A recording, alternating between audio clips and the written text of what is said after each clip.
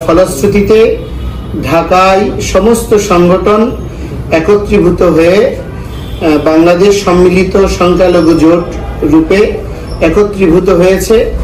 এই একত্রীভূত সংগঠন আগামী 4 অক্টোবর শুক্রবার বিকাল 3 ঘটিকায় বাংলাদেশের ভাষা, শিক্ষা, সংস্কৃতি, প্রগতির পাদপীঠ কেন্দ্রীয় শহীদ মিনারে সমাবেশের ঘোষণা করছে।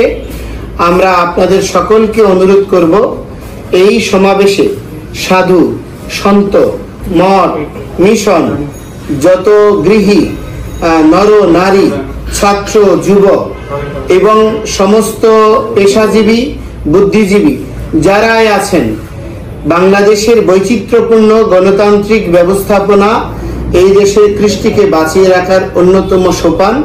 সুতরাং বেঁচে থাকার তাগিদে আমাদের অবশ্যই এই দেশে গণতন্ত্রকে সমুন্নত রাখতে হবে।